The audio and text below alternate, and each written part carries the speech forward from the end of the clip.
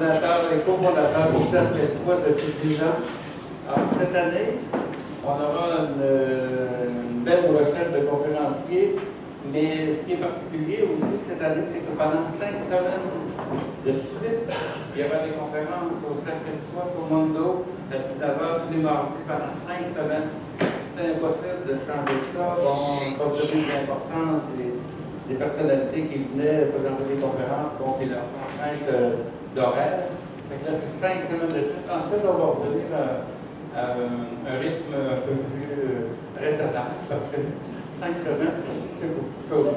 Alors, cette semaine, on est dans le domaine de la philosophie des émotions et du politique. Et c'est mon ex-camarade d'études collégiales, d'études universitaires. Parce que c'est un professeur du collégial, justement. Jean-Claude Simard, enseigné pendant 33 ans au Cégep de Rimouski, et puis une vingtaine d'années au moins, depuis une vingtaine d'années, il est chargé de cours à l'Université du Québec à Rimouski. Sa spécialisation, c'est l'histoire des sciences et des techniques, éthique, histoire des sciences et des techniques.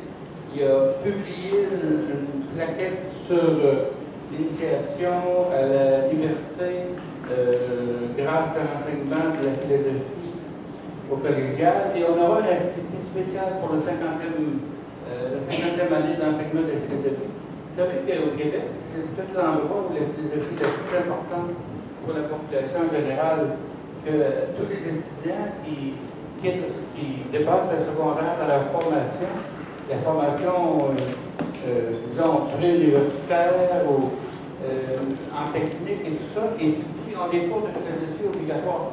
Le Québec en philosophie, on n'entend pas parler dans les grands médias français, ça, mais c'est très important.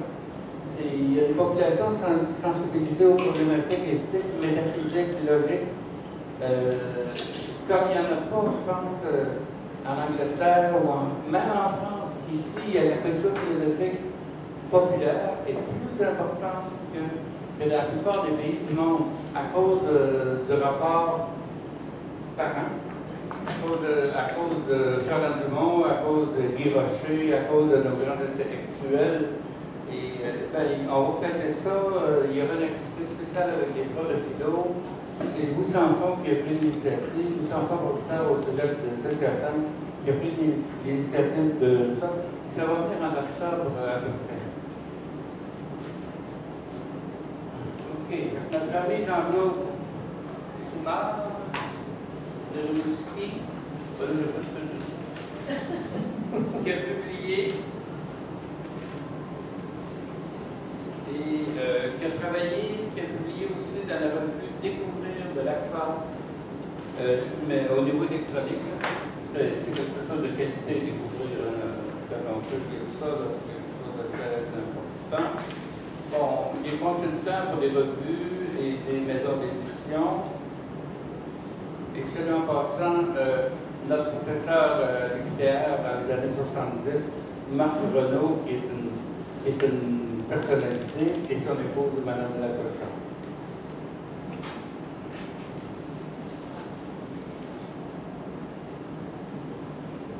Il est président de la Société de philosophie du Québec pendant certaines années et directeur de son bulletin.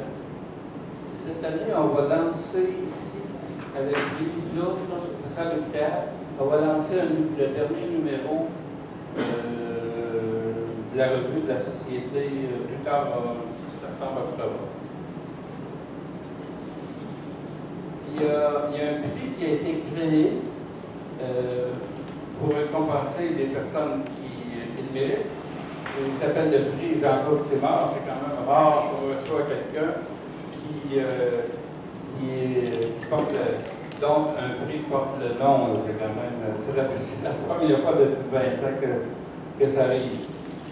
Pour distinguer le professeur de philosophie et la professeure de philosophie au niveau collégial, qui se distingue à la fois dans l'enseignement, la recherche et l'engagement. Si on a attribué son nom à ce prix, ça prouve à quel point Jean-Claude Simard a été impliqué et est encore impliqué dans la culture philosophique au Québec.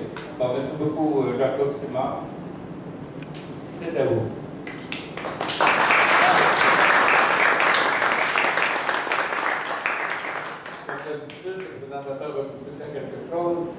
c'est Laurent qui va nous dire 2 mots. J'ai ma place sur Luc Gagnon pour passer le chapeau. C'est le chapeau accrédité. Je vais le passer pendant la pause. Luc Gagnon reprend du poil de la main. Merci. Merci Laurent. Je ne sais pas si va venir, il y a une leçon assez grave qui est difficile, qui prend beaucoup de temps à lire. Mais bon, c'est notre trésorier, puis habituellement, c'est ce qui se passe, qui reçoit vos dons, parce qu'on en a beaucoup besoin. Et c'est ça. Sinon, on met nous-mêmes la main dans notre poche et on paye pour les équipements, pour les dépenses. Et puis, bon. Alors, je remercie en passant Nancy Boucher, Michel Brunier, Roger Toupin, Laurent Liet, le temps qu'ils mettent là, juste pour être certain d'avoir la projection de micro, tout ça. Roger est venu au moins 3 fois ici, moi je suis venu une fois, Laurent une fois, Michel au moins 2 fois, puis on a passé beaucoup de temps pour les achats et tout l'équipement qu'il fait. Et il y a tout un travail de bénévole, sans compter qu'à peu près chacun met de l'argent, on sait où ça marche. Et alors, je remercie beaucoup, et c'est rare qu'on fait ça. Donc, on commence une grande session de 2017-2018 à peu près. 9 conférences en automne, 8 ou 9 en hiver, quelque chose comme 15-20. Ça doit faire 200 conférences et débats qu'on organise à Trois-Rivières. Donc, merci beaucoup, bonne soirée. Alors, merci pour l'aimable présentation, Clément. Ça me fait particulièrement plaisir de venir ici ce soir parce que j'ai fait mon bac en philosophie à Trois-Rivières, avec d'ailleurs Clément comme confrère, et Marc a été un de mes professeurs. Donc, c'est un retour aux origines pour moi. Donc, merci pour l'invitation. Ça me fait très plaisir. Ce que je vais présenter ce soir, c'est quelque chose qui n'a rien à voir avec la spécialisation que j'enseigne à l'université, c'est-à-dire que ça n'a rien à voir avec les sciences ou les techniques. C'est lié affective et politique. Je m'intéresse énormément à la politique depuis des années. Ce que je vais vous présenter, c'est une synthèse personnelle de mes lectures, de mes réflexions, de mes échanges avec des collègues, avec des étudiants. Et donc, ce ne sera pas une explication de la pensée d'un auteur, ce ne sera pas l'état de la question sur un thème particulier en philosophie. C'est vraiment quelque chose de très personnel. C'est cohérent, je crois. J'espère que vous trouverez ça intéressant et que ça suscitera beaucoup de questions et de débats. Je vais faire beaucoup d'affirmations que je n'aurai pas nécessairement le temps de toujours appuyer. Certaines vont être audacieuses, pour ne pas dire imprudentes. J'espère que ce sera une source de réflexion et de discussion par la suite. Je vous montre le plan. Alors, les visages alternés de la politique, analyse de la vie affective, pouvoir et puissance, ça résonne un peu, je pense. Éloigné, là. OK.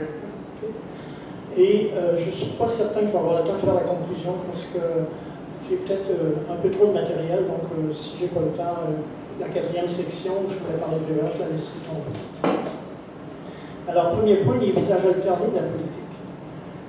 Lorsqu'on examine la politique, c'est très surprenant. Il y a 2 visages complètement opposés. Il y a une polarisation de 2 visages antithétiques. Un versant que j'appelle le versant lumineux. Et ce versant lumineux, c'est une tentative de moraliser le domaine politique. Ça traverse toute la philosophie occidentale, et ça commence avec Platon dans la République. Ça passe par Kant avec son projet de paix perpétuelle. Et aujourd'hui, on a des gens comme Walzer qui essaient d'avoir une analyse de ce que c'est qu'une guerre juste. On a des gens comme John Rawls qui a proposé une théorie de la justice, etc. etc. L'objectif de ces gens-là, c'est d'utiliser les valeurs pour les introduire en politique. Et donc d'essayer de faire de la politique un prolongement de l'éthique. Du côté complètement opposé, ce que j'appelle la face sombre, qu'on analysera ce soir, on a une approche géopolitique. Ça veut dire qu'on considère que la politique a une spécificité, qu'elle se situe parfois au-delà de la morale. Celui qui a lancé cette approche-là à l'époque moderne, c'est Machiavel, on dit encore machiavélique, mais on la retrouve dans la philosophie de l'histoire de Hegel, on la retrouve chez Clausewitz, on la retrouve chez beaucoup de penseurs. Et donc, il y a là deux opposés radicaux et deux façons complètement différentes de concevoir la pensée politique et la philosophie politique. Si on les ramène à des formules simples, d'un côté, du côté lumineux, c'est la recherche du bien et de la justice. De l'autre côté, c'est la prise et l'exercice du pouvoir par tous les moyens. Donc, Platon, Machiavel. Ou une autre façon de le dire, un idéal de paix universelle, comme Kant, comme l'ONU, ou le conflit perpétuel entre les États, la guerre de tous contre tous. Vous connaissez la célèbre formule de Hobbes, Homo hominem lupus, l'homme est un loup pour l'homme. Alors, donc, on a une opposition très très tranchée entre ces deux façons de voir le champ politique. Ces deux extrémités irréconciliables. Ça pose deux questions majeures. Dans quelle mesure la visée éthique doit-elle orienter notre compréhension de la politique? Donc, est-ce qu'on doit être platonicien, rawlsien, kantien, etc. Auquel cas, la politique constituerait un simple prolongement de l'éthique. On aurait l'éthique environnementale, l'éthique des affaires, l'éthique politique, l'éthique sociale. Ou, si on prend la position opposée, est-ce que le champ politique est autonome? Et si oui, quel degré d'autonomie faut-il lui reconnaître? Je vais défendre 4 thèses durant la soirée, durant la petite allocution. Premièrement, je vais défendre la thèse sur laquelle il y a une spécificité du politique qui est telle qu'il faut lui reconnaître au moins une autonomie relative. Et deuxième thèse, c'est que pour comprendre la face sombre, la face opposée là, au versant lumineux, il faut être capable d'analyser soigneusement la vie effective. C'est ce que je vais essayer de faire ce soir. Alors, je passe tout de suite à la deuxième partie, l'analyse des vies affectives. Je vais défendre deux thèses, là aussi, la thèse 3 et la thèse 4. Selon moi, contrairement à ce qu'on dit souvent, on peut comprendre la vie affective, on peut l'analyser et on peut y déterminer 3 registres importants. Les émotions, les passions et les sentiments, et j'essaierai d'analyser les 3 avec vous tout à l'heure. Et selon moi, leur analyse permet de situer ce que j'appelle les grands intérêts, en particulier celui qui relève du champ politique, que je vous laisse identifier, mais que je suis certain que vous connaissez déjà et j'en parlerai tout à l'heure.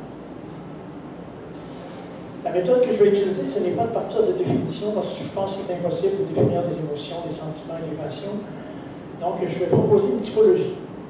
Je vais fonctionner comme le célèbre sociologue Weber, et je vais proposer un idéal type de chacun des 3 registres, et je vais y aller par touches successives pour essayer de cerner chacun des 3 niveaux. Alors, je commence avec les émotions. Pour moi, les émotions, c'est le soubassement de la vie affective. Pourquoi? Parce que les émotions, c'est ce qui me rapproche de l'animal. Darwin, qui a été le premier à l'analyser dans ce sens-là, vous savez, c'est l'auteur de la théorie de l'évolution moderne, et dans cet ouvrage de 1872, il essayait de montrer qu'on partage avec les animaux des émotions de base. Depuis, cette approche-là s'est beaucoup développée. Et selon lui, c'est parce qu'on était proche de l'animalité qu'on partageait les mêmes émotions que les animaux. Les émotions sont brèves et intenses, sont épisodiques, et toujours accompagnées d'une réaction physiologique visible. Une réaction physiologique visible, c'est le lien à l'animalité, c'est le lien au corps, c'est le lien à l'organisme. Alors, des exemples de réactions physiologiques, je pense que vous les connaissez toutes, mais ça va être utile de les rappeler. Je vais prendre 4 émotions très simples. La peur. Alors, les émotions, l'émotion de la peur est accompagnée par des réactions suivantes, habituellement, des tremblements, des claquements des dents, la pâleur, les mains moites, la gorge serrée, etc., etc. Et la poussée d'adrénaline, parce que, comme ça remonte à notre origine animale, c'était pour fuir devant un prédateur, devant un danger. La gêne. Alors, la gêne s'accompagne de rougeur, de bafouillage, lorsqu'on va parler en public, de transpiration, etc. La colère. Alors, la colère s'accompagne d'une tension du corps, la mâchoire est serrée, les sourcils sont froncés, une crispation des poings, il y a parfois des cris, etc., etc. Et la tristesse. On a le visage en contrition, on a la gorge nouée, il y a parfois des pleurs, etc. Donc, ce qu'on retient, c'est qu'à cause de notre nature animale. Les émotions sont ancrées, c'est le soubassement de la vie affective, selon moi. Et à cause de ça, il y a des réactions physiologiques précises et visibles dans chacun des cas. Si on poursuit les touches pour essayer de cerner ce que c'est que le registre des émotions, l'émotion, je crois que c'est une réaction à un stimulus. Ce qu'on entend par stimulus ici, c'est un événement extérieur, inattendu, une circonstance imprévue. Ça peut être un obstacle à la vie, une menace, un heureux hasard, etc. Donc, l'émotion est essentiellement réactive. Et parce qu'elle est réactive, elle est très peu contrôlable. Il y a un philosophe dont j'ai oublié le nom qui appelait ça un orage physiologique et mental. C'est bref, c'est intense, c'est incontrôlé. Donc, je pense que ça fait le tour de ce qu'on peut appeler les émotions au sens restreint. Et évidemment, ça ne rejoint pas du tout le sens anglophone, parce que dans le monde anglo-saxon, on a tendance à donner un sens beaucoup plus vaste aux émotions et à en faire presque, réduire presque toute la vie affective à différents sens du mot émotion. Je ne suis évidemment pas partisan de cette approche-là. Et au sens strict, je crois que l'émotion se ramène à ces quelques caractéristiques. Question intéressante, quelle serait la seule émotion essentielle selon Spinoza? Alors, il y a des gens qui connaissent très bien Spinoza dans la salle, il y en a même une spécialiste de Spinoza. Alors, pour Spinoza, c'est la joie. Pourquoi? Parce que la joie, pour Spinoza, c'est la sensation de sa propre existence et du plaisir qu'on a à accroître ses capacités d'action. Donc la joie, pour Spinoza, c'est l'émotion par excellence. Je passe maintenant au deuxième registre, deuxième niveau, les sentiments. Pour moi, ça c'est le contraire des émotions. En fait, c'est le sommet, c'est ce qui nous rapproche de l'esprit et qui nous éloigne de l'animalité. La preuve de cela, c'est qu'elles ne sont pas nécessairement accompagnées d'une réaction physiologique observable. Je regarde dans la salle, s'il y en a parmi vous qui ont peur, qui sont en colère, qui sont gênés, je vais le voir tout de suite. Mais s'il y en a qui sont amoureux, c'est impossible de le savoir. Pas par une observation extérieure. Ils sont profonds et durables, ils peuvent donc engager toute une vie. Et comme ils peuvent durer toute une vie, ils peuvent donner un sens d'accomplissement, un sens de la plénitude, et donc ils sont régulateurs alors que les émotions sont plus perturbatrices. Les émotions viennent perturber notre fonctionnement standard parce qu'on réagit de manière incontrôlée à un stimulus externe, alors que les sentiments sont plus régulateurs à cause de leur durabilité et du sentiment d'accomplissement qui les accompagne souvent. Les sentiments sont électifs et intentionnels. Ça veut dire quoi? Électif, ça veut dire que ce n'est pas une réaction à une situation, mais que c'est dirigé vers une personne ou un groupe de personnes. Le sentiment, c'est nécessairement lié à des personnes. Et intentionnel parce que ça vise quelqu'un. Les sentiments peuvent être partagés, et le bonheur, c'est qu'ils le soient. Lorsqu'il y a des sentiments réciproques, c'est un grand bonheur pour les humains, alors que l'émotion est individuelle parce qu'elle est liée à l'organisme. Ça ne veut pas dire que l'émotion ne peut pas se transmettre, mais à l'origine, elle est individuelle parce qu'elle est organique.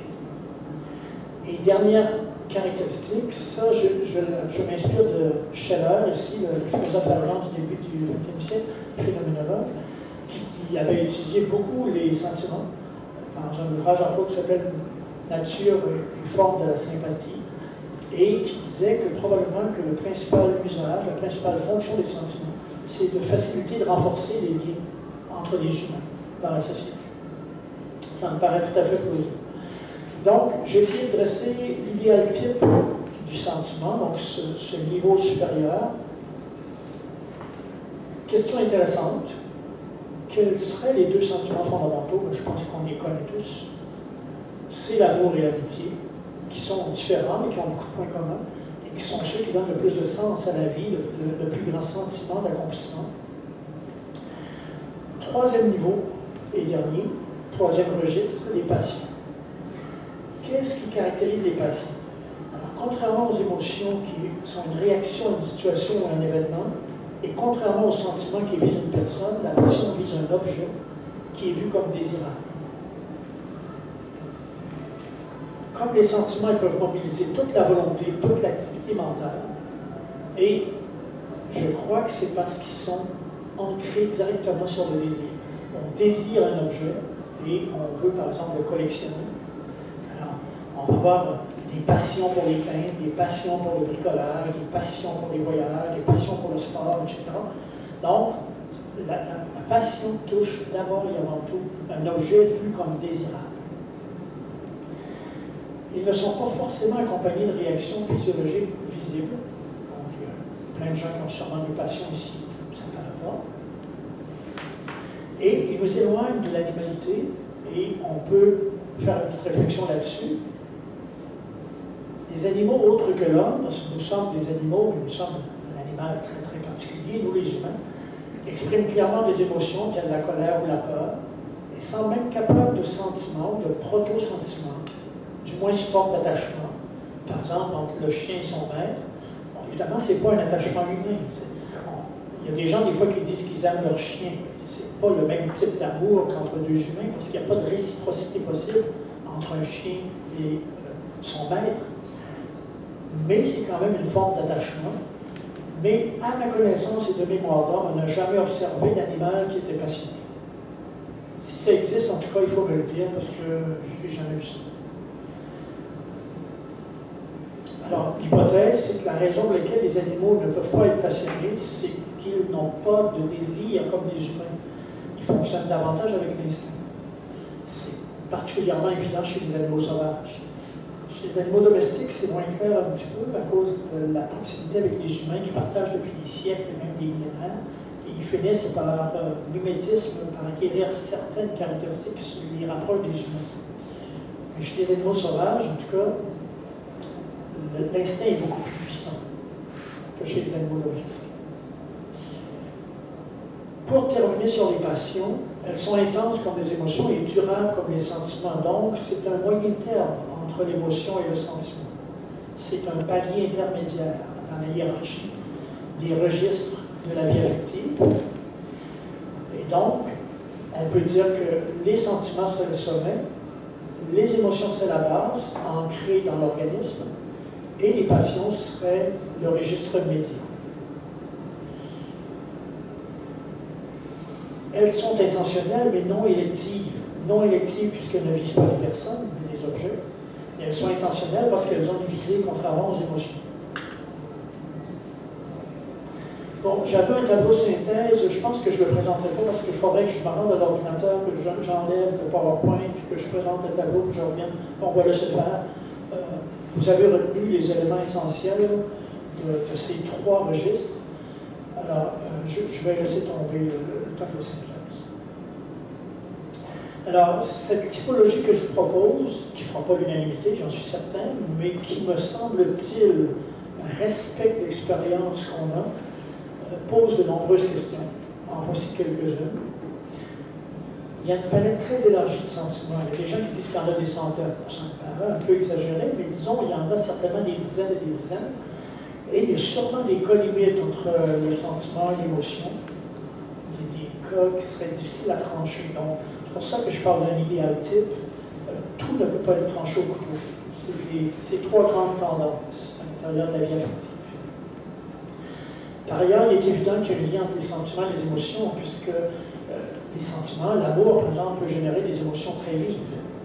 Donc, c'est certain qu'il y a des liens entre les deux, de même qu'entre les passions. Quelqu'un, je ne sais pas, qui collectionne des timbres, qui trouve un timbre qu'il cherche depuis des années et qui se le fait offrir à un prix très bas, va avoir une émotion très vive. Donc, il y a des liens aussi entre les passions et les émotions, etc., etc. Donc, ça pose beaucoup de questions et je suis certain que vous êtes déjà en train d'affûter les vôtres. J'entends tourner les petits rouages dans votre tête là, pour contester ce que j'ai présenté ou raffiner certaines choses ou discuter. Enfin, on verra comment vous avez reçu ça. Une question intéressante, selon moi, concernant les passions. Est-ce qu'il y a des passions qui sont tellement extrêmes, tellement impétueuses, tellement exclusives, qu'elles focalisent l'attention au point de rendre le passionné insensible à tout le reste? Il n'y a pas moyen d'éloigner un petit peu. Il s'éloigne pas plus que ça. Non. Vous pouvez le placer. Est-ce que c'est moins pire comme ça? C'est mieux? OK. Donc, des passions qui donnent une exaltation qui... Ça marche pas, c'est pas... Je suis vraiment pas capable de... Ça va pas bien?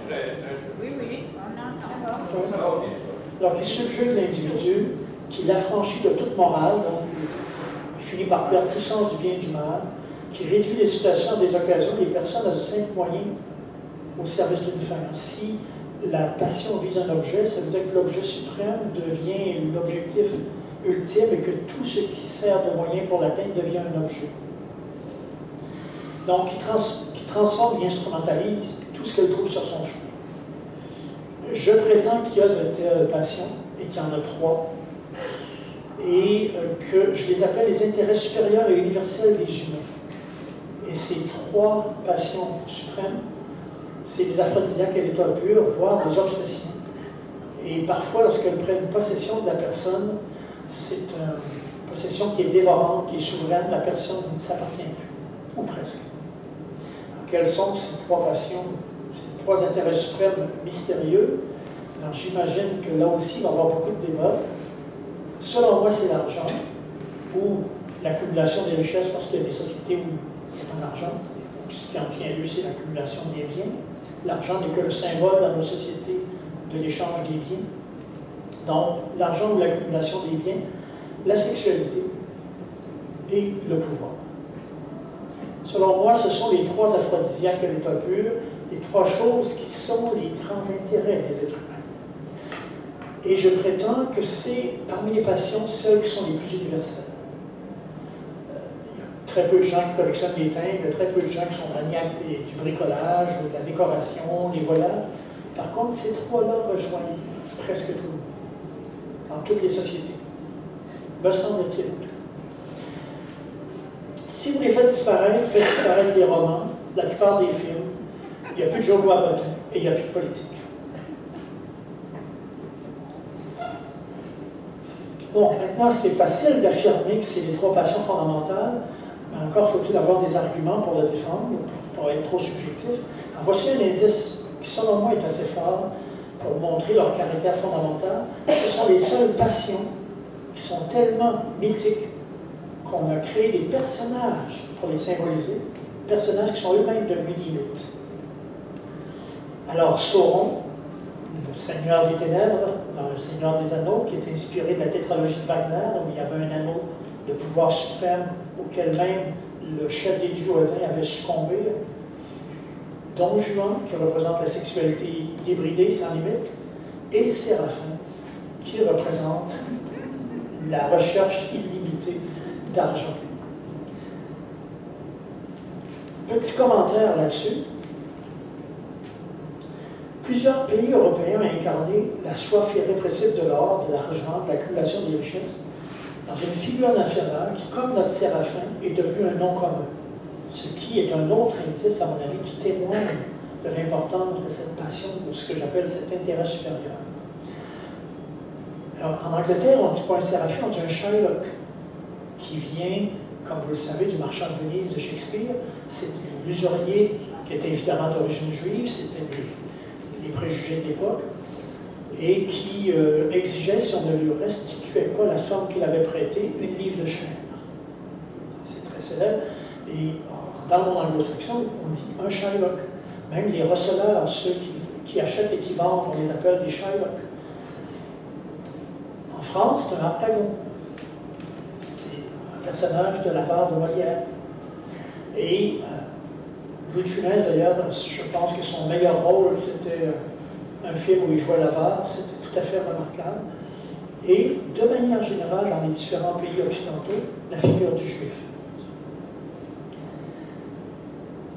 Ces trois personnages mythiques qui sont devenus des personnages symboliques et des noms communs et qui correspondent à notre Séraphin au Québec, je pense que ce phénomène est dû au caractère unique de cette passion particulière en Occident et c'est probablement lié à l'extension historique du capitalisme. Et ça ne s'est pas arrangé depuis 30 ans, depuis que le néolibéralisme, donc l'ultra-capitalisme, s'est répandu à travers le monde. La deuxième, je vais passer un peu vite comme l'argent, je m'arrêterai beaucoup plus longtemps sur le pouvoir parce que c'est le sujet de la troisième section. La sexualité, c'est aussi un enjeu anthropologique et politique de premier ordre. Ceux qui ont lu Freud, qui ont lu les 3 tomes d'histoire de la sexualité de Foucault ont pu constater ça. Et son pouvoir est si redoutable que les religions ont cherché soit à exploiter les possibilités en la divinisant. Alors, je ne sais pas si tout le monde connaît le tantrisme. Le tantrisme, c'est une religion dans le nord de l'Inde, au Népal, au Tibet, qui a infusé le bouddhisme et l'hindouisme, et où on cherchait à utiliser la sexualité pour parvenir à la libération de la personne, ce qui est très très audacieux.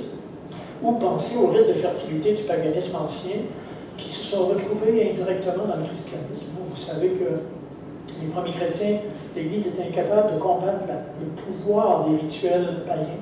Et souvent, ce qu'on faisait, c'est qu'on les assimilait en leur donnant de nouvelles significations. Un exemple simple de ça, c'est Pâques.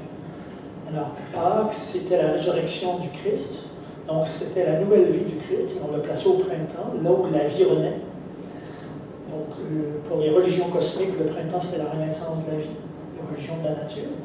De sorte que, par exemple, les symboles de Pâques, même dans la tradition chrétienne, sont restés le lapin, dont on connaît la fécondité, et l'œuf, qui est un symbole de vie.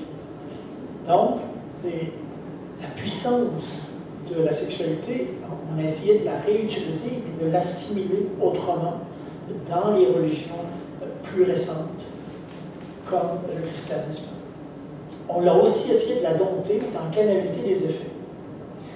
Dans le bouddhisme et dans les 3 religions monothéistes, on condamnait l'homosexualité et la masturbation, et on exigeait des ministres du culte une chasteté intégrale. Pourquoi condamner des pratiques comme l'homosexualité et la masturbation?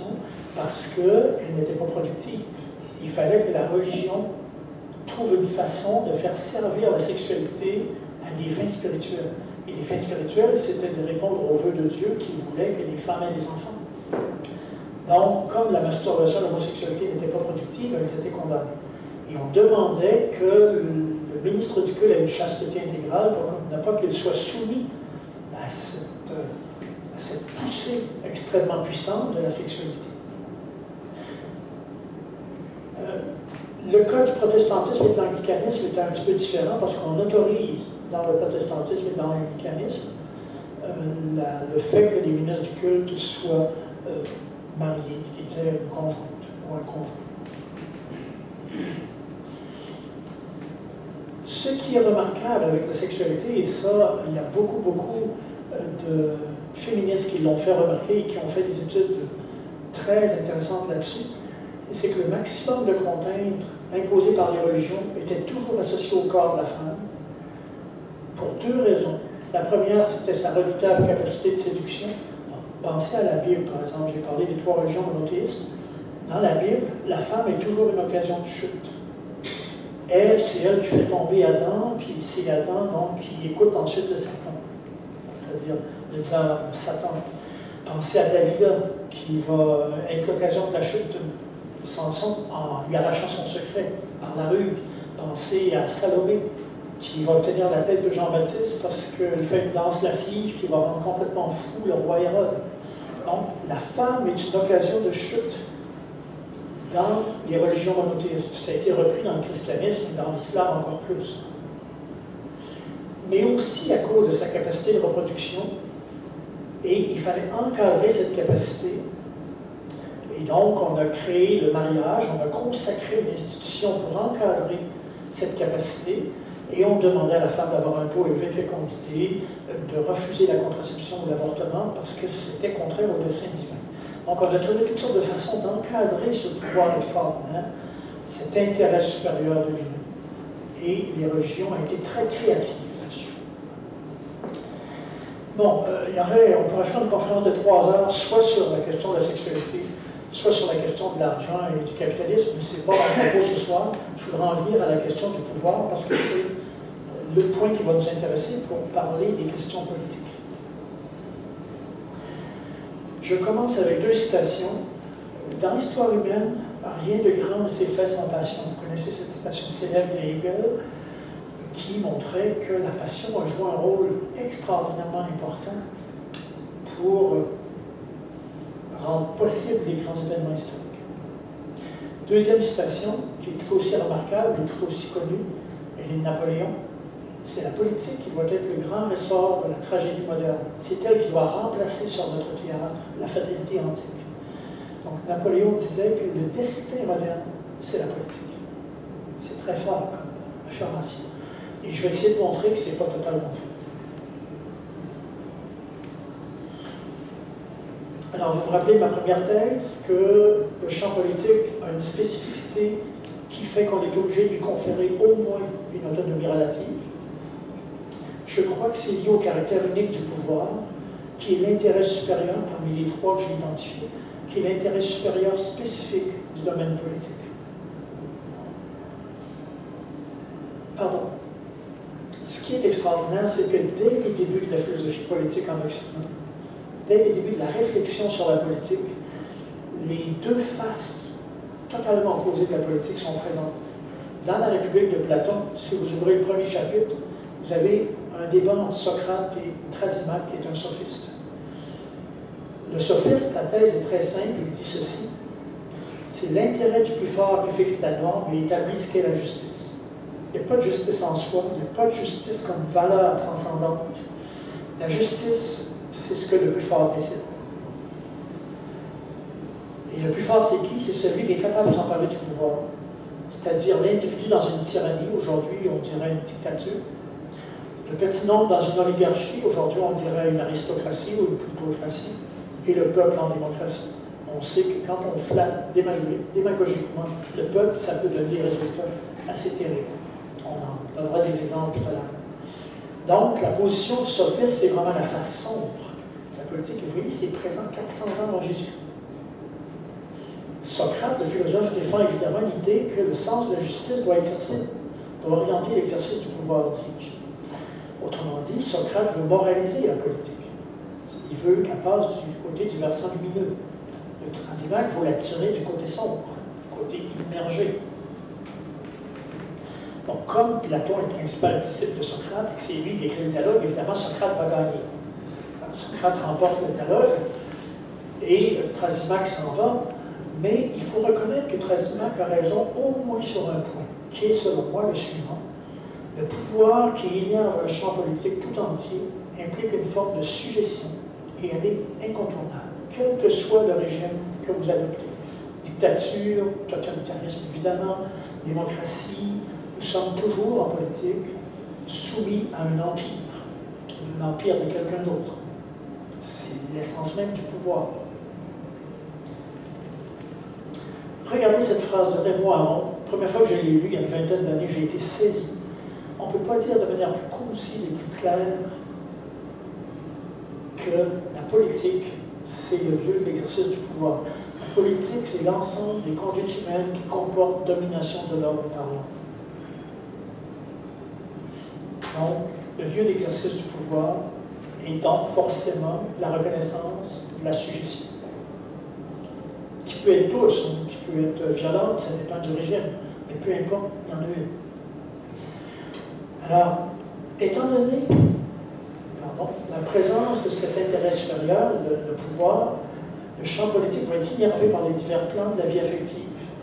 Ce sera d'ailleurs un point d'ancrage majeur dans la prise du pouvoir et son exercice.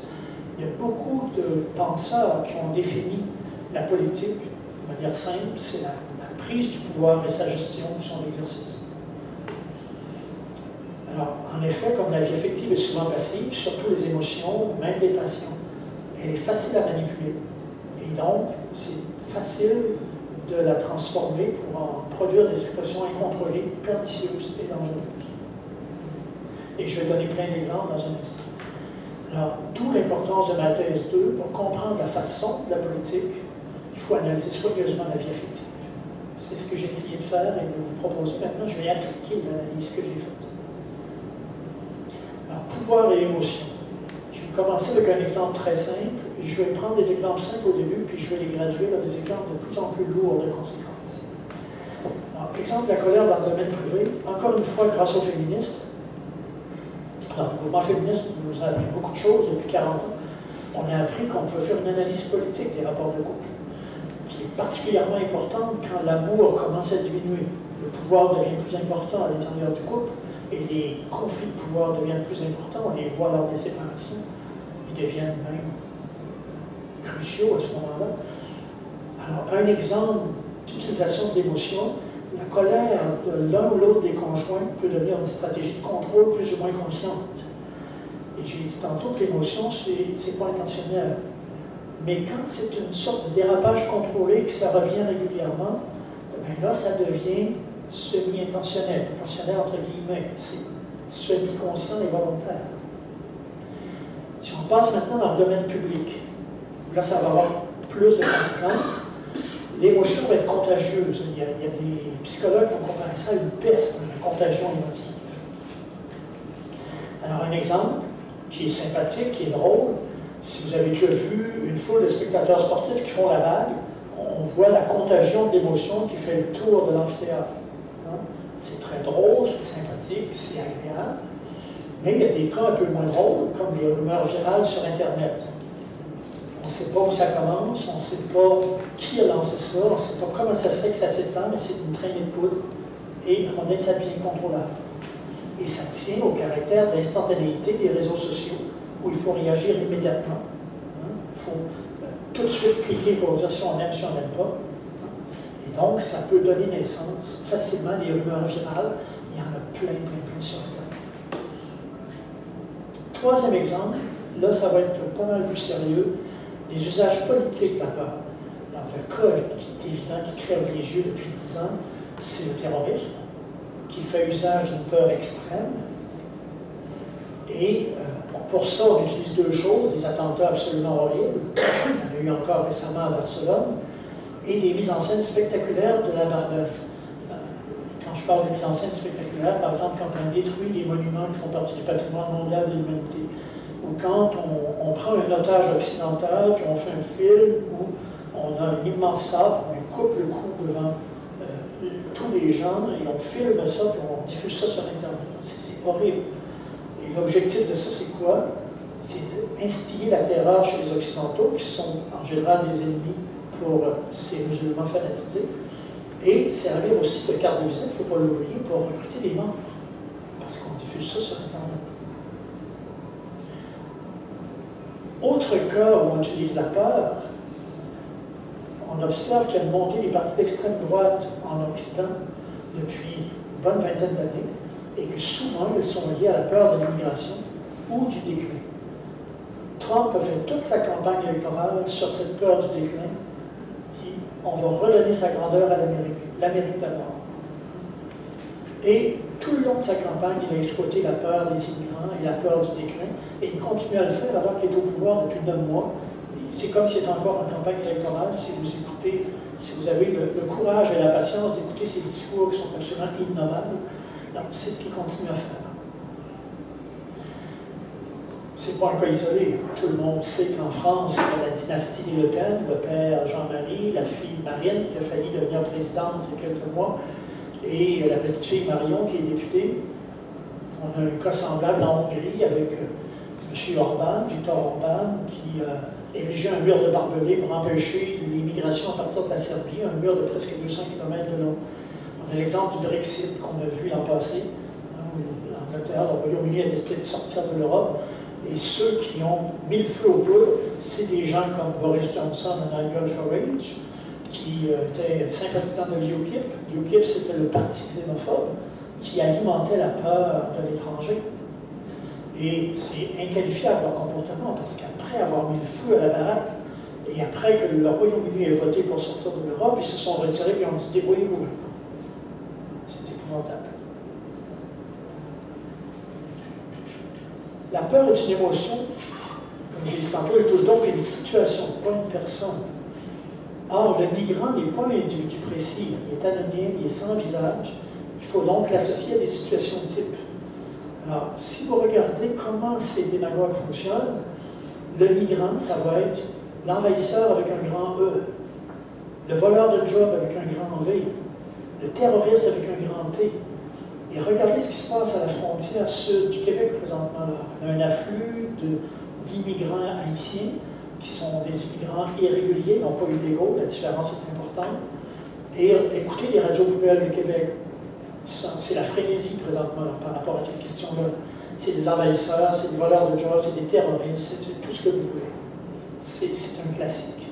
Donc il faut donner un visage parce que la peur est une émotion, elle ne touche pas une personne en particulier. Celui-là, je ne pouvais pas ne pas le mettre pour vous faire sourire.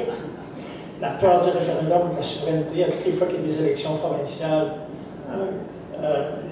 l'épouvantail préféré des libéraux, c'est la peur de la souveraineté ou du référendum, et ça marche en général. OK, pouvoir et sentiment, mon deuxième registre, ils sont également omniprésents en politique. Prenons le cas de l'amitié. C'est pas évident, mais quand on observe comme il faut, on se rend compte que c'est présent. Voici deux exemples célèbres. Vous vous rappelez que la Révolution française s'est construite sur trois principes: liberté, égalité, fraternité. Et qu'est-ce que la fraternité? C'est la transposition politique de l'amitié. Dans les régimes communistes, on avait exactement la même situation. Quand on disait que quelqu'un est un camarade, c'est parce qu'il partageait une complicité idéologique. Et camarade, c'est le succédané de l'amitié. Sur le plan social, aujourd'hui, le succédané, c'est les amis Facebook, entre guillemets. Ils ne sont pas des amis du tout, en fait. Ça, c'est pour vous faire sourire. L'amour. Je vais m'arrêter un peu plus longuement sur celui-là parce que je le trouve plus amusant. Quel que soit le régime gouvernemental, le pouvoir politique est toujours institutionnalisé. Au fédéral, on a la Chambre des communes, au provincial, on a l'Assemblée nationale, on a des cours de justice, on a des parlements, on a des comités parlementaires, etc., etc. Donc, il y a toutes sortes d'institutions pour le pouvoir politique, quel que soit le régime. Mais certains dirigeants ont en plus une sorte d'attrait indéfinissable, qui est un mélange complexe d'aisance et de charme. Moi, j'appelle ça un piège à sentiment. Et qui rappelle vaguement le mana que les anthropologues attribuaient ou avaient analysé chez les peuples qu'on disait autrefois primitifs, ou l'aura des saints météoraux. Et Weber, encore lui, a proposé d'appeler ça le charisme, qui est un terme très intéressant. Et comme les sentiments visent la personne, bien, ça provoque l'attachement et l'estime du public, voire l'admiration ou l'adulation. Il y a des politiciens, des fois, qui deviennent presque des rockstars. Dans les régimes totalitaires, on a utilisé ça en sacralisant la personne du chef. Pensez au magnétisme d'Hitler, qui était capable de fanatiser les foules, ou pensez au culte stalinien de la personnalité. À la fin des années 70, quand j'étais jeune adulte, il y a un film qui m'avait beaucoup frappé, il y en a certains d'entre vous qui vont s'en rappeler peut-être, c'était Une journée particulière d'Ettore Scola. Et ça raconte, cette journée particulière, le moment où Hitler est venu, en 1938, rencontrer le Duce Mussolini, en Italie.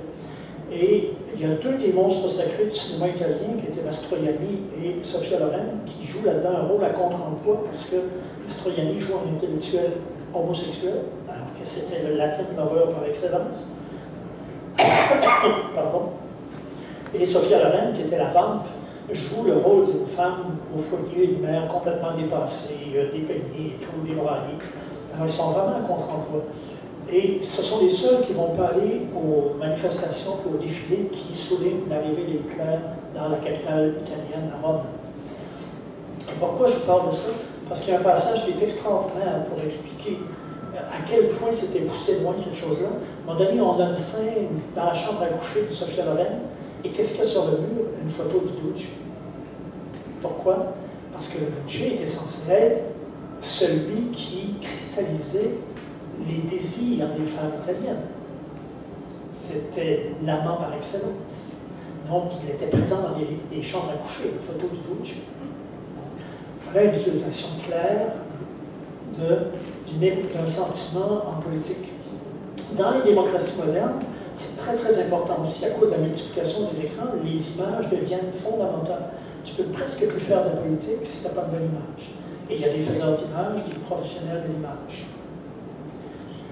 La conséquence, c'est une personnalisation du pouvoir, et ce qui permet aux détenteurs du charisme d'enrober l'exercice institutionnalisé du pouvoir d'une autorité naturelle. Alors, pour vous amuser, et pour m'amuser avec vous, j'ai mis là une classification de certains de nos politiciens en fonction de leur charisme. Je suis certain que vous allez être d'accord avec ma classification, enfin je l'espère. Alors, ceux qui avaient du charisme et de la substance, je vais en prendre quelques-uns internationaux, puis après ça, je vais me concentrer sur le Québec et le Canada.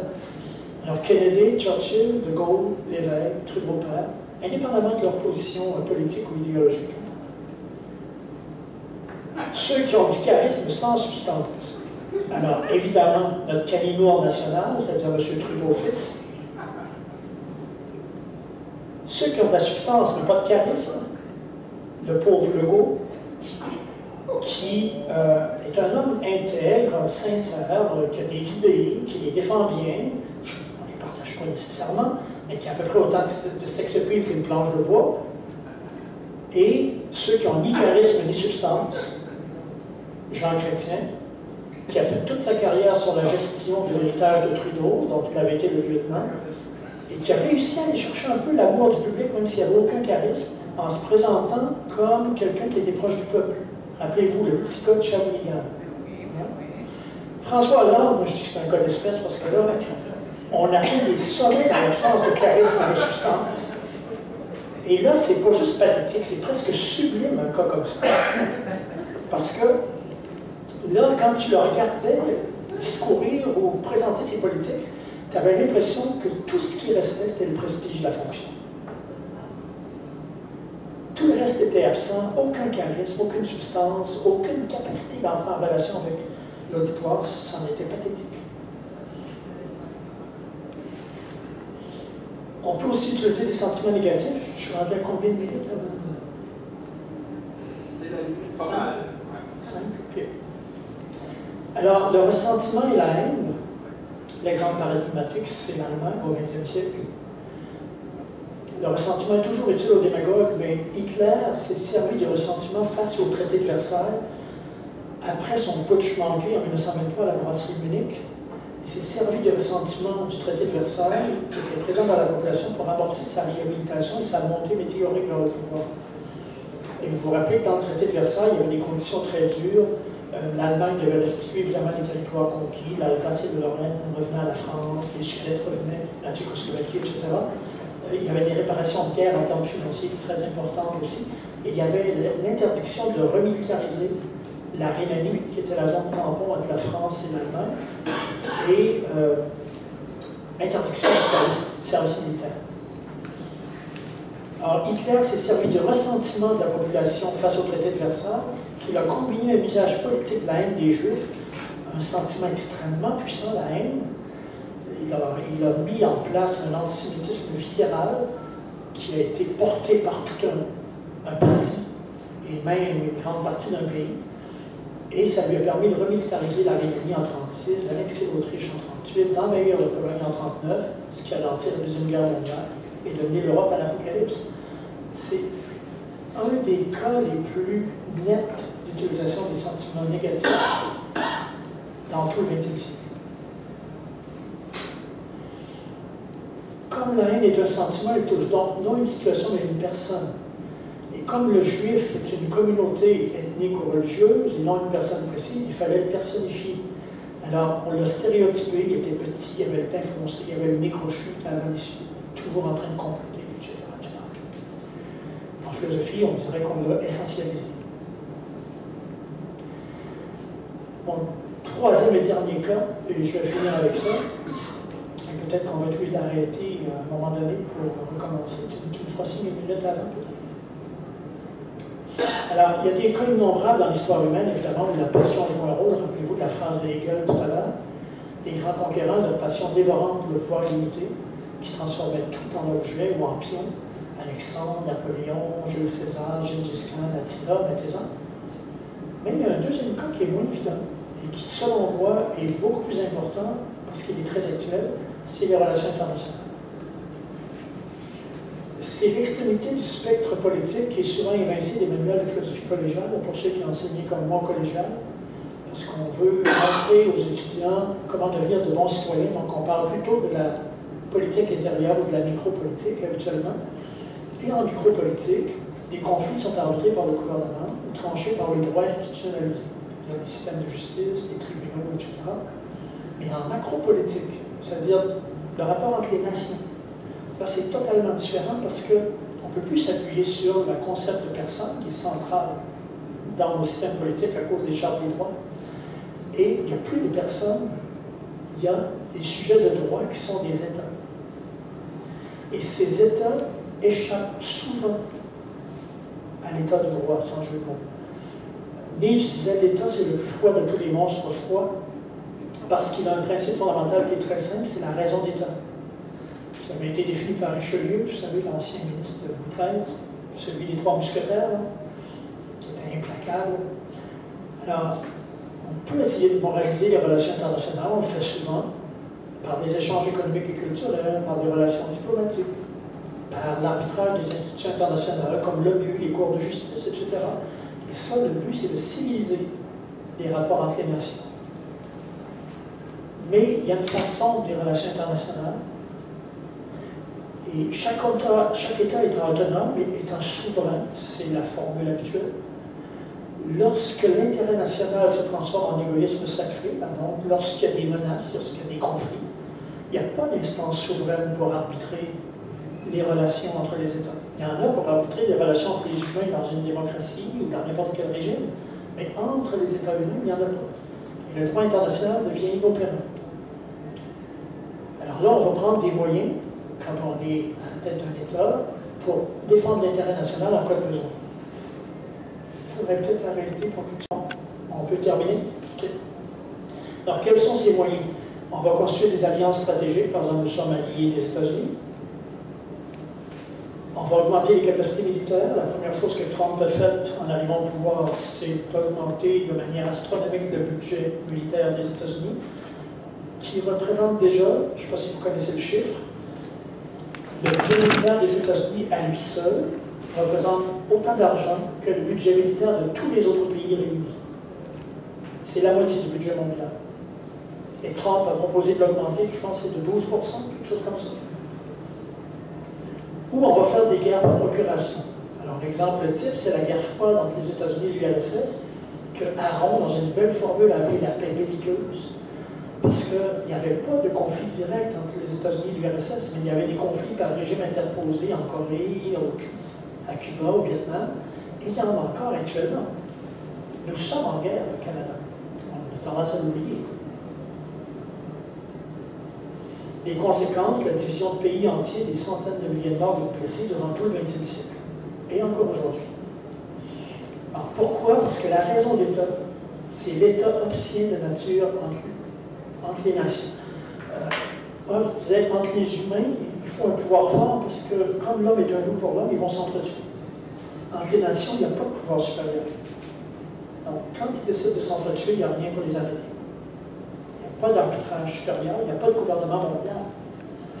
Donc, le seul équilibre possible, c'est l'équilibre temporaire et fluctuant des puissances. Et qu'est-ce qu'une puissance? C'est la capacité d'imposer sa volonté, au besoin par la force. C'est le critère utilisé par les politologues. Ça veut dire qu'en cas de guerre, l'État transforme en objet ses soldats réguliers, vous rappelez, la passion du pouvoir transforme les choses en objets, voir ses citoyens conscrits, parce que parfois on va faire une conscription parce que l'armée régulière ne suffit plus. Le pouvoir va alors s'ajouter à la puissance et il va se mesurer en termes de supériorité technologique ou militaire. Pour moi, ça c'est l'affectivité à l'état pur. C'est-à-dire l'affectivité sans contrôle, sans cadre, sans normes, sans loi, sans morale. C'est le côté sombre de la politique, la face sombre, le continent immergé. Et je termine avec cette phrase de Charles de Gaulle, je vous donne le contexte. De Gaulle, qui était brillant, comme vous le savez, très grand politicien, un jour, a dit aux Américains, d'accord, on est alliés, vous dites que vous allez venir nous protéger en Europe, on fait partie de l'OTAN, vous avez la bombe atomique, mais je vais quand même développer un programme atomique pour la France. Et les Américains n'étaient pas d'accord, parce qu'ils disaient que ce n'est pas nécessaire. Et De Gaulle le fait. Et la France est devenue le 4e pays possédant l'arme atomique après les États-Unis, l'URSS qui l'avait obtenu, comme vous savez, par espionnage, et la Grande-Bretagne. Et De Gaulle a dit aux Américains, une nation n'a pas d'ennemis, seulement les intérêts. Et l'intérêt suprême en politique, c'est le pouvoir. Bon, alors, j'avais une quatrième partie, mais je n'ai pas le temps, je me laisse tomber. Je fais une petite synthèse très rapide. Donc, j'ai défendu l'idée que, à cause de la présence du pouvoir, qui est un intérêt supérieur spécifique, qui n'est pas totalement réductible à l'éthique, il faut concéder une certaine autonomie relative au moins au champ politique. J'ai défendu l'idée que si on veut analyser la face sombre de cette autonomie politique, donc l'extrémité immergée du spectre, qu'on voit dans les relations internationales entre autres, ben, il faut se servir de la vie affective, elle est très utile, et on peut proposer une typologie de la vie affective qui soit, sinon, qui fasse peut-être pas l'unanimité, mais en tout cas qui est assez efficace, je pense, pour mener cette analyse. J'espère nous avoir convaincu que c'était utile de prendre cette optique-là pour analyser ces dimensions de la politique. Voilà, je vous remercie beaucoup de votre attention. Et puis ça fonctionne, première question, ensuite c'est un autre, donc on ne peut pas avoir deux questions ensuite, etc. Mais il y en a qui sont venus, qui posent des questions A, B, C.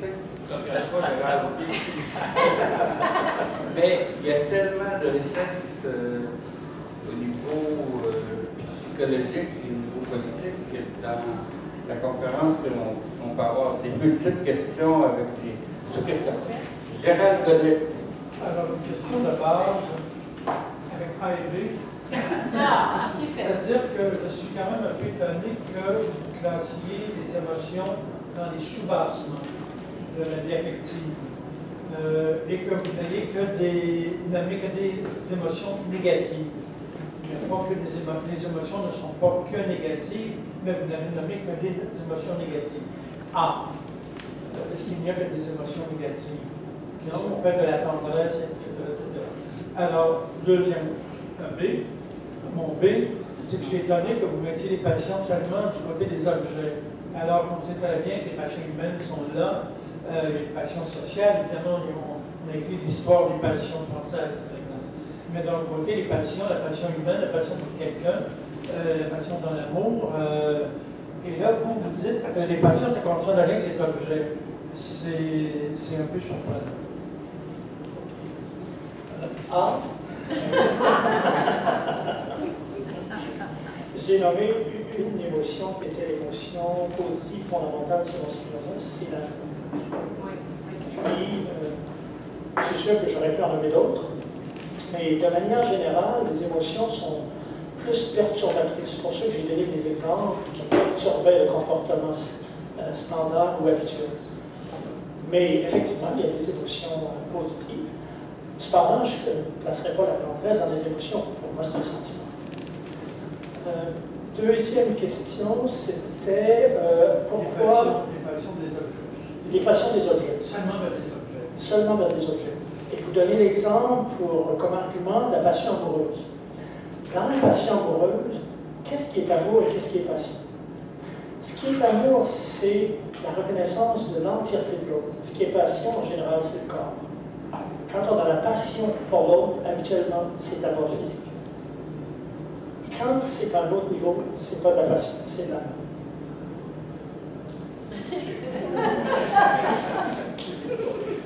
C'est quand même pas notre Qui voulait poser une question? Non, mais c'est le corps à la personne. C'est pour ça que j'ai dit ça. Mais il y a l'esprit. Donc, c'est l'autre. C'est, à moins d'être platonicien, la passion pour l'esprit de l'autre, c'est rare.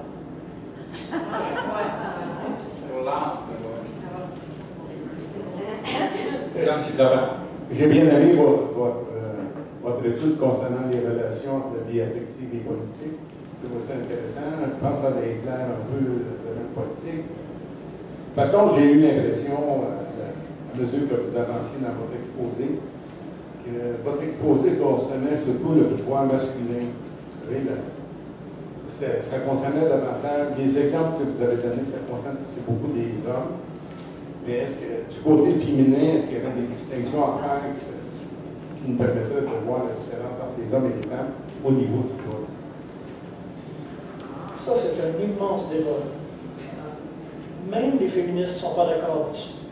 Il y en a qui disent que dès qu'une femme entre dans une relation institutionnalisée politique, elle va adopter les structures de pouvoir traditionnelles. L'exemple classique qu'on donne toujours, c'est Margaret Thatcher, qui était plus homme que la plupart des hommes. Et il y en a d'autres qui disent que non, les femmes ont une conception du pouvoir et de la gestion du pouvoir qui n'est pas verticale, mais horizontale. Elles préfèrent, par exemple, un pouvoir qui est communautaire à un pouvoir vertical et hiérarchisé. Le pouvoir hiérarchisé serait plus propre aux hommes, le pouvoir horizontal serait plus propre aux femmes. L'exemple de ça qui m'a toujours frappé, c'est quand ma blonde allait chez Cœur. Jamais on pourrait faire ça avec des hommes. Chez Cœur, c'est un endroit où les femmes s'entraînent, puis ils s'entraînent en cercle, puis ils changent d'appareil tout au même moment, mais en gardant le cercle. Ça me paraît une façon assez féminine de fonctionner. Maintenant, est-ce que c'est naturel? Est-ce que c'est acquis? Là, il y a un débat gigantesque dans lequel j'entrerai pas, parce qu'on en sortira pas. Donc, il y a deux positions sur cette question-là. Il y a une position qui dit que les femmes ont une conception différente du pouvoir, et il y a une conception qui dit non, les femmes n'ont pas une conception différente du pouvoir, elles peuvent agir exactement comme les hommes l'ont toujours fait traditionnellement. Et je ne sais pas honnêtement laquelle des deux est la meilleure thèse. Et Roger, je vais poser une question.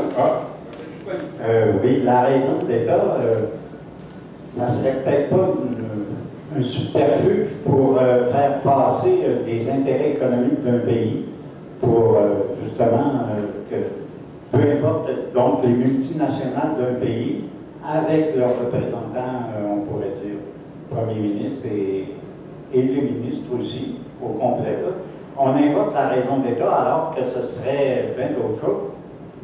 La raison d'État, ça peut servir à justifier, autrement dit, un pouvoir économique, tout simplement. Entre l'argent et le pouvoir, il y a des liens très très étroits. Le pouvoir permet d'obtenir de l'argent, et l'argent souvent permet d'obtenir du pouvoir.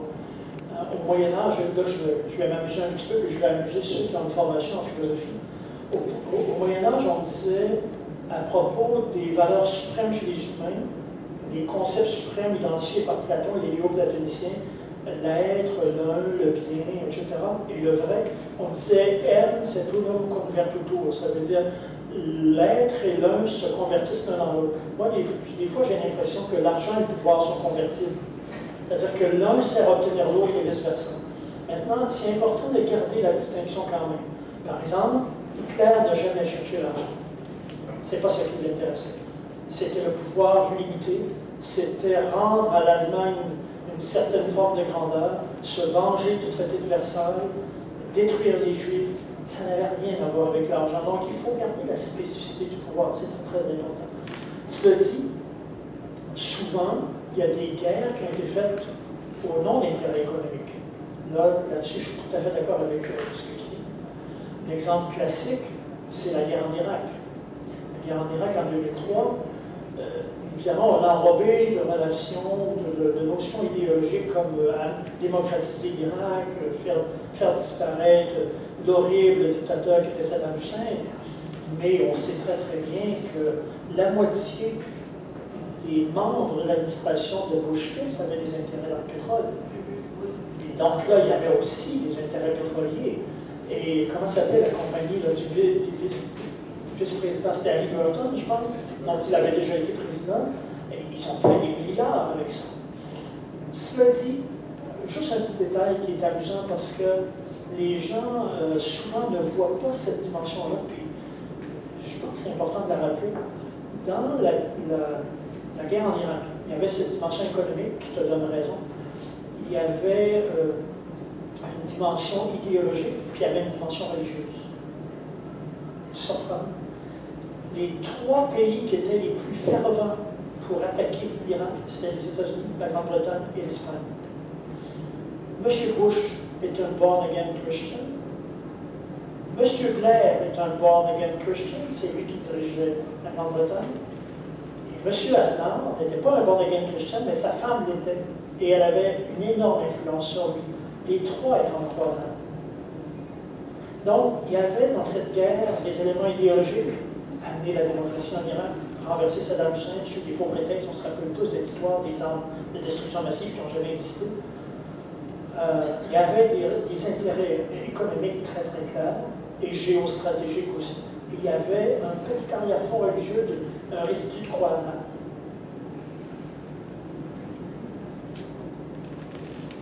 Je vais intervenir, moi. Mais en triomphant de Saddam Hussein, qui est un sunnite, qui imposait un régime politique à la majorité chiite, plus proche de l'Iran que les chiites en Iran, quel est le sens de la croisade? Il y a une petite minorité chrétienne en Irak. Il y avait un des ministres qui était chrétien, collaborateur du dictateur. Mais tu sais que je ne comprends pas cette chose-là que tu ajoutes dans les motivations pour l'invasion de l'Irak et la destruction de l'Irak qui est arrivée. Ça n'a pas de rapport avec les chiites. Les chiites, ça c'est une division interne du monde musulman. Ça a un rapport avec le fait que le chrétien doit lutter contre les musulmans. Oui, mais en battant un, on donne le pouvoir aux chiites. Non, mais ça n'a pas d'importance pour quelqu'un qui est un born again Christian. Ah, OK. Vous savez que j'ai fait une conférence là-dessus il y a 2 ans, puis j'avais fait une recherche assez approfondie, puis j'avais été moi-même surpris par les résultats de la recherche. Vous savez que le mouvement religieux le plus important aux États-Unis présentement, c'est les évangélistes, qui sont rendus, je pense, 90 millions sur 330 millions. Et je ne suis plus certain de mon chiffre, là, ça fait 2 ans, puis ma mémoire est plus toujours ce qu'elle était, mais il me semble que c'est dans cet ordre-là. Et que les évangélistes, il y en a qui ont des croyances très étranges. Une des croyances très étranges de ces évangélistes, c'est qu'il va y avoir un jour un retour du Christ en gloire et il va revenir en Israël. Et il va revenir après l'Armageddon. L'Armageddon, c'était dans l'Apocalypse. Donc il faut hâter la guerre pour hâter le retour du Christ. Et Israël est juste à côté de l'Irak. Donc, je ne suis pas certain s'il n'y a pas aussi des croyances un peu étranges qui ont joué dans cette histoire-là. Mais aux États-Unis, cette croyance des évangélistes, elle est très forte. Jerry Falwell, qui était un des grands preachers américains, est un ami intime de Bush. André, prenez-vous. C'est juste une remarque. Je me souviens du discours de Bush à la suite de la fin de la Première Guerre avec l'Irak, par Bush. Il a dit, nous n'aurons de cesse, non, il a dit, nous allons défendre l'intérêt des alliés, l'intérêt des pays démocratiques et les croisés. Il l'a mentionné dans son discours. Bush, le père, a mentionné ça dans son discours. Je me souviens de ça. Ça m'a frappé parce que je me suis dit, les croisés, c'est vieux. Je ne me souvenais pas de cette phrase-là. Merci pour l'information. Ça confirme. Oui, ça confirmerait cette dimension un peu étrange, l'arrière-plan religieux qu'il y avait derrière.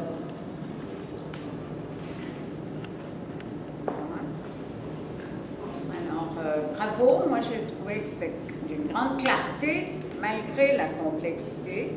J'ai aimé qu'au lieu de descendre à partir de définitions dans un système dogmatique pour dire voici l'équation à laquelle j'arrive, vous fassiez plutôt des répartitions fines avec plusieurs degrés et en donnant à chaque fois un argument. Ça s'adresse au corps, ça s'adresse à une personne, etc. Ça m'a paru quelque chose d'utile à tous. Ça c'est A. B, dans mes livres à moi, qui suis plus vieille que vous, celui qui a énoncé presque la phrase de De Gaulle, c'est Lloyd George dans les discussions du traité de Versailles, lorsque Clémenceau lui a dit « Mais voyons, ne sommes-nous pas alliés ?» Et il a répondu « Monsieur, l'Angleterre n'a pas d'amis, elle n'a que des intérêts. » Et De Gaulle a repris cette phrase à son compte en l'universalisant, et avec raison, je pense. Alors, ce c'est... Oui. j'apprécie particulièrement dans votre travail une conviction de base, un postulat que je partage avec vous, qui est le fait que éthique et politique n'ont pas le même fondement. L'un n'est pas l'extension de l'autre. Il n'y a pas de politique chrétienne ou ceci ou cela.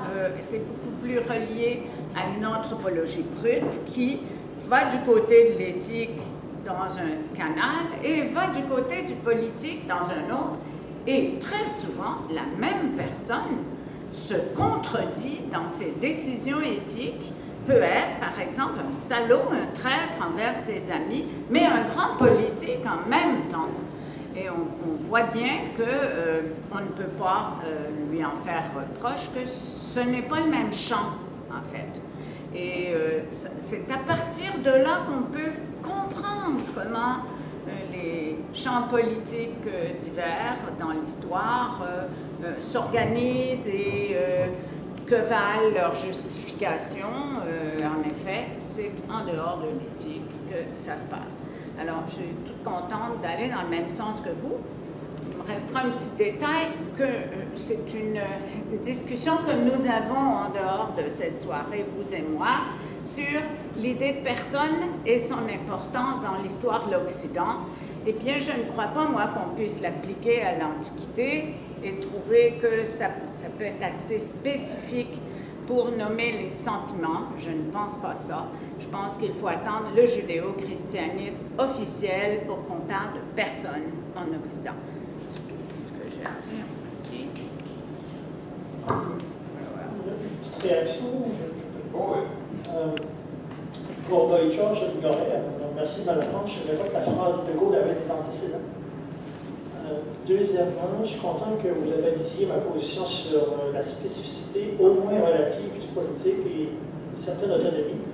Parce que je suis toujours un peu découragé quand je vois certains penseurs qui veulent absolument introduire des valeurs dans le domaine politique et même dans le domaine de la guerre. Je donne un exemple très très précis qui me frappe beaucoup. Il y a un penseur américain qui est très très célèbre présentement qui s'appelle Michael Walzer, W-A-L-Z-E-R. Il a écrit un ouvrage qui s'appelle Guerre juste et injuste. Vous savez que le concept de guerre juste vient de Saint-Augustin. Saint-Augustin s'est retrouvé pris avec une question très très difficile. Les chrétiens, les premiers chrétiens, Saint-Augustin vit au IVe siècle, les premiers chrétiens ne participaient pas à la vie politique de l'Empire. Et selon la phrase célèbre du Christ, rendez à César ce qui est à César et à Dieu ce qui est à Dieu, donc le royaume spirituel et le royaume terrestre, c'est deux choses différentes. Sauf que, en 410, durant la vie d'Augustin, elle a répliqué un coup, en envahirant, il a tout détruit. Et là, les chrétiens sont tournés vers les autorités et ont demandé, mais en tant que chrétiens, on participe à la vie politique, mais est-ce qu'on a le droit de s'enrôler? Est-ce qu'on a le droit de défendre l'Empire? Et Augustin a inventé le concept de guerre juste. Une guerre juste, c'est une guerre, dans la façon dont il est présent, qui est défensive. C'est-à-dire qu'on n'attaque pas quelqu'un, on défend un mode de vie et une forme de civilisation qui est attaquée de l'extérieur. Aujourd'hui, il y a des gens qui ont repris ça, dont Walzer, et Walzer essaie de définir ce que c'est qu'une guerre juste à 3 niveaux. Il appelle ça le ius ad bellum, donc il prend les termes latins, mais en français c'est le droit avant la guerre, le ius in bello, donc le droit pendant la guerre, et le ius post bellum, le droit après la guerre. Il dit dans les 3 cas, il y a des règles. Bon, moi je dis ça, je regarde les critères qui énoncent, il y en a des intéressants. Par exemple, avant la guerre, tu ne peux pas faire une guerre d'agression, tu as le droit seulement de faire une guerre défensive. Pendant la guerre, tu dois respecter certains principes, tu t'attaques aux soldats, tu ne t'attaques pas aux populations civiles, etc., etc. Après ça, je regarde ce qui se passe dans le monde, et je me dis, ça s'appelle comment, par exemple, quand Poutine décide d'envahir la Crimée et que personne ne peut l'arrêter? Ça sert à quoi la réflexion sur la guerre juste dans un cas comme ça? Absolument rien. Donc, la façon du politique, elle échappe aux tentatives de moralisation. Et là-dessus, je suis content, Daniel, que vous avez ici mon point de vue, parce que moi, ça me paraît tellement évident. Je ne comprends même pas pourquoi on essaie à tout prix de moraliser la guerre, alors qu'en fait, oui, on doit mener parfois des guerres justes. Je me serais battu contre Hitler. Mais toutes les guerres ne sont pas justes. Sur le dernier point, concernant la personne, bon, ça c'est un débat qu'on a déjà eu, qui n'a pas beaucoup de lien, je pense, avec ma présentation. Mais le débat, c'est de savoir à quel moment commence la notion de personne, qui est la base de tout notre système juridique et notre système politique, parce que depuis la Charte des droits, la première charte universelle adoptée par l'ONU après la Deuxième Guerre pour que ne se reproduisent plus les conflits mondiaux et qu'on ait une base juridique pour traiter des droits de la personne, tous les pays, ou à peu près, ont adopté des chartes semblables et c'est devenu le fondement juridique et politique de nos sociétés. La Charte canadienne des droits de M. Trudeau, qui avait été précédée par la Charte québécoise en 1977, je pense, mais je suis certain. 75. 75? Aussitôt que ça, d'accord, merci. Et cette question-là, elle est cruciale, mais ça ne préjuge pas de la question de savoir à quel moment est apparue la notion de personne dans l'histoire. Et le débat que j'ai déjà eu avec Daniel, on ne le fera pas à nouveau ce soir, mais c'était de savoir est-ce que ça existait dans l'Antiquité ou ça apparaît seulement avec le christianisme. Et c'était là-dessus que nos divergences portaient. Alors, je n'entrerai pas là-dedans, je pense que peut-être pas le moment de le faire. Moi, je vais intervenir. Je suis d'accord avec Mme Latoucha sur l'absence d'une subjectivité personnelle dans l'Antiquité grecque et romaine, de même que les relations amoureuses dans le couple. C'est très impersonnel, c'est mon point de vue. Et de toute façon, pour moi, le monde gréco-romain n'est pas la racine de l'Occident. La racine de l'Occident, il faut la trouver à l'époque des Mérovingiens, des Carolingiens, donc des Germains et de tous les grandes cultures millénaires qui ont influencé les Germains, le domaine celtique et le domaine scythe. Les Scythes. J'ai fait une conférence là-dessus.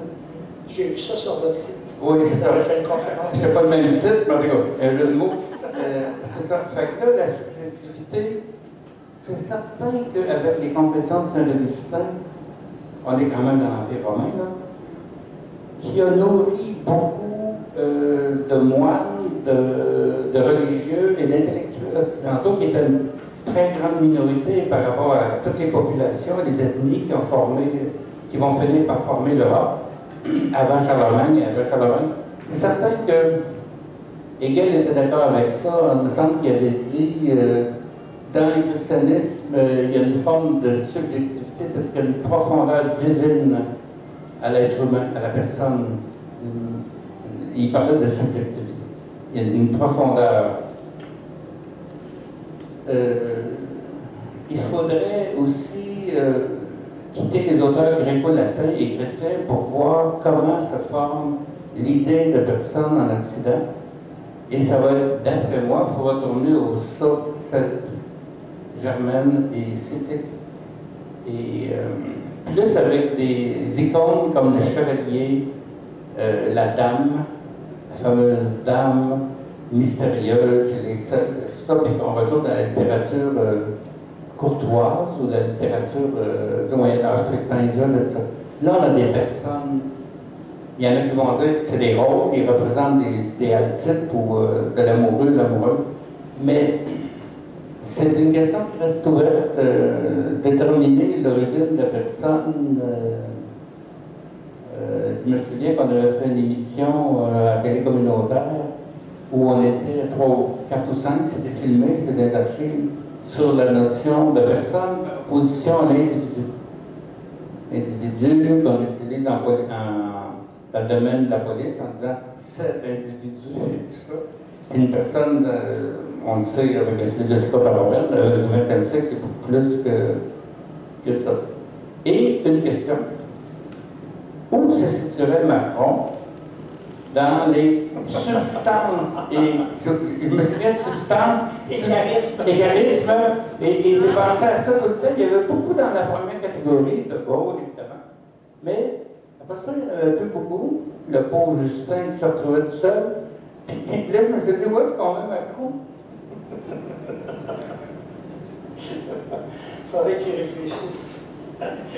Il y a un certain charisme parce qu'il a été capable de séduire une grande partie de la population française, mais il était dans des circonstances particulières, parce que les gens voulaient à tout prix éviter que Marine Le Pen devienne présidente. Donc, il se retrouvait dans une situation un peu particulière.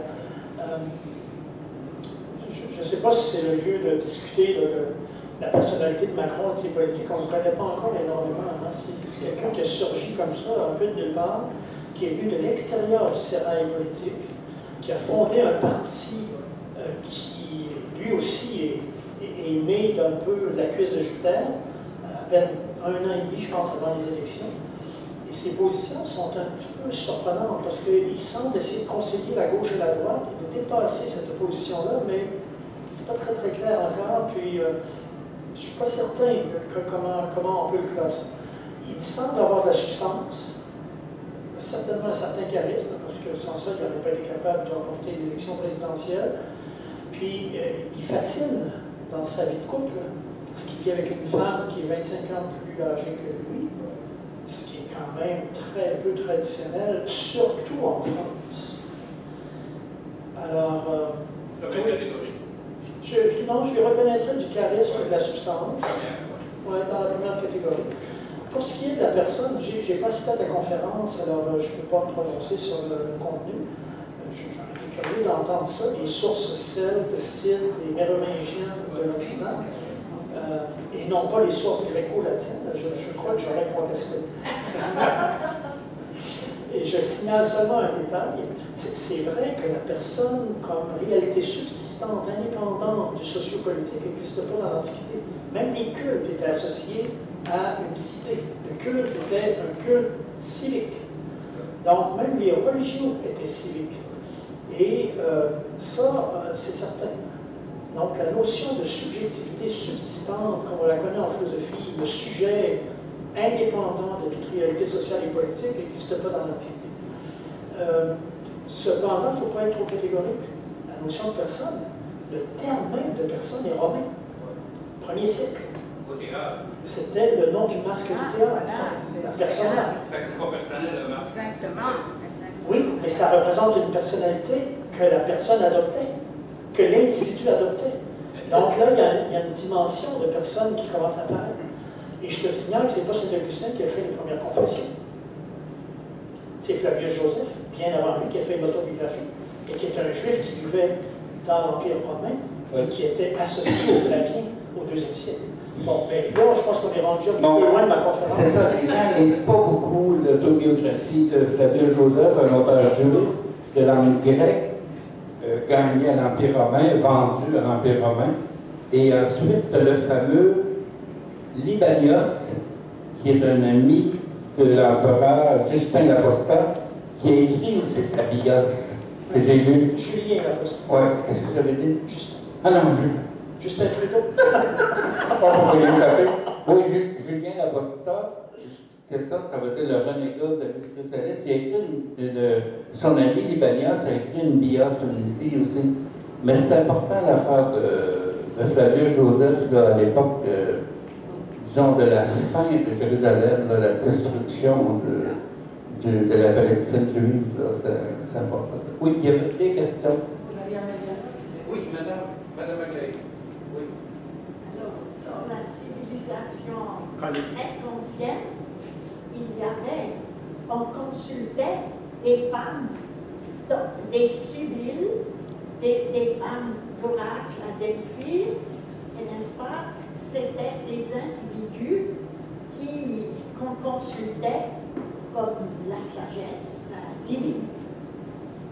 Alors, c'est pas un groupe, c'est vraiment une personne. Effectivement, il y avait des oracles qui souvent étaient féminins. La Sibylle de Cume, qui était romaine, puis la Pythonisse de Delphes, la Pythie de Delphes. Mais le débat, en fait, si j'ai bien compris ce que Daniel et Clément soulevaient, le débat ne porte pas sur l'existence de ces individus extrêmement importants, mais sur l'existence d'un concept de subjectivité dans le monde antique. Et c'est là-dessus que je pense qu'on ne serait pas d'accord. Moi, j'aurais une question, j'ai parlé un peu fort. C'est pas une question, c'est une réflexion. Nietzsche disait que le mensonge naît de l'indignation. Tu connais sûrement la phrase. qui est répété par Fabrice Lucchini. Et moi, je t'ai écouté dans l'émotion, le sentiment, la passion, le pouvoir. Où est le narcissisme là-dedans? Est-ce que ce n'est pas la première des parties? Je te laisse répondre. Je me suis jamais posé la question. Je réfléchis rapidement. C'est une notion complexe, le narcissisme.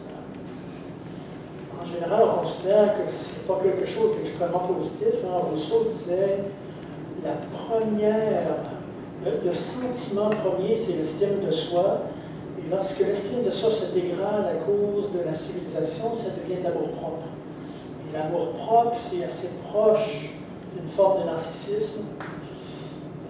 Il y a eu beaucoup d'écrits sur le narcissisme. Est-ce que le sens de ta question, c'est de savoir si on le classe dans les sentiments, dans les passions, dans le pouvoir ou dans le pouvoir? Je ne pense pas que ce soit une notion politique, donc je ne le classerai pas dans le pouvoir. C'est sûr qu'il peut y avoir du pouvoir dans les relations privées, comme je l'ai mentionné tout à l'heure, dans les relations domestiques. Les féministes nous ont appris ça, de faire des analyses politiques, des rapports de couple. Mais est-ce que le narcissisme serait un sentiment? Il faut voir que j'ai réfléchi. Je ne sais pas présentement à partir de quels critères je pourrais voir si on peut le classer quelque part. Comme constituant du pouvoir, comme constituant du pouvoir, ok. Tu veux dire que les dirigeants sont en général suffisamment narcissiques? Oui. Ok, je n'avais pas compris cette dimension-là. Okay. Donc dans le mensonge, donc dans l'indignation, donc dans c'est en suspicion truquée, je ne t'avais pas dit ABC, eux autres ont été assez francs pour le dire. Est-ce qu'un dirigeant est nécessairement narcissique? Pas nécessairement. Mais il est certain en tout cas que les grands conquérants étaient suffisamment narcissiques pour considérer que l'univers tournait autour de leur recherche de pouvoir illimité et que tous les moyens étaient bons pour l'atteindre. Dans ce sens-là, le narcissisme serait une composante importante de la personnalité de ceux qui veulent le pouvoir absolu. Je ne sais pas si là ça répond un peu à la question. Je n'avais pas compris la dimension de la question. De Gaulle, on passe la parole à Nancy. De Gaulle qui disait « La France, c'est moi ». Quand tu parlais des Anglo-Américains, etc. Oui. Nancy. Ben, je voudrais vous remercier et puis je vous laisse sur le mot de la fin. J'aimerais que vous nous fassiez une conclusion à la... Oh! On ne m'avait pas dit qu'il fallait que je fasse une conclusion de... Mais combien de temps ça dure à peu près? C'est comme vous voulez, je vous laisse la parole. Peux-tu me donner un petit aperçu de la 4e section? Oui. Allez-y. Okay. Ça va être bref. J'avais prévu faire 5-10 minutes là-dessus, mais je vais faire 1 minute. Weber est extraordinaire comme réflexion sur les problématiques que j'ai présentées, parce que Weber a dit, dans sa célèbre conférence de 1919, qui s'appelle « Le savant et le politique », que tout le monde devrait avoir lu et connaître par cœur. C'est extraordinaire cette conférence. Il dit, le savant et le politique ne poursuivent pas les mêmes buts. Le savant, il poursuit un but désintéressé, puis il doit être axiologiquement neutre. C'est-à-dire que s'il est capable d'étudier son objet, il doit absolument ne pas se prononcer au niveau éthique. Mais il doit avoir cependant une éthique de la conviction. L'éthique de la conviction, ça veut dire l'éthique du chercheur. Par exemple, la probité du chercheur, l'honnêteté intellectuelle ont des valeurs fondamentales pour lui. Mais il dit ça, ce n'est pas des valeurs politiques. Le politicien, il va avoir une éthique de responsabilité. Il sait que, contrairement à ce qu'a dit Platon, ou à ce qu'a dit Rawls, ou à ce qu'a dit Walzer, on ne choisit pas en politique entre le bien et le mal, on choisit entre deux mots. Et le bon politicien choisit le moindre des deux mots. Et la justice, c'est un idéal, mais c'est rare qu'on peut l'incarner en politique. Alors il dit, son éthique de responsabilité, elle est consciente des limites de l'action politique.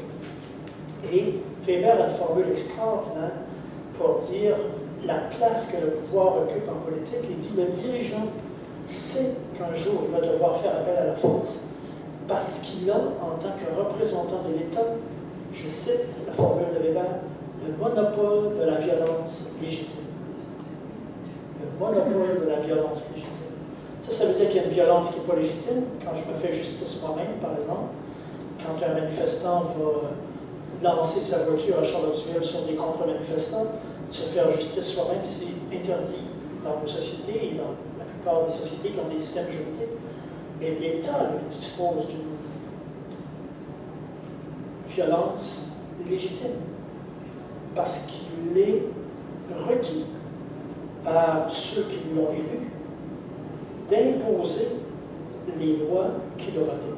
Et parfois, on ne peut pas le faire sans violence. La violence n'est pas nécessairement la guerre, mais elle peut mener jusque-là. Donc, il semble que Weber confirme totalement la position que moi je défends, c'est-à-dire de l'autonomie au moins relative du champ politique à cause du fait que le pouvoir n'est pas totalement réductible à la notion d'éthique, il y a toujours un reste. Et Merleau-Ponty, un grand philosophe français contemporain de Camus et de Sartre, avait dit quelque chose concernant Weber. Il analysait ce que disait Weber et il dit « L'éthique de conviction est souvent celle aussi du philosophe, comme elle est celle du savant. Mais le but du politicien, ce n'est pas de répondre, attendez que je me rappelle la formule parce qu'elle est terrible, de répondre aux vœux stériles de la politique du cœur. » Merci beaucoup, monsieur le philosophe. J'espère que vous allez revenir. Si vous m'invitez à nouveau.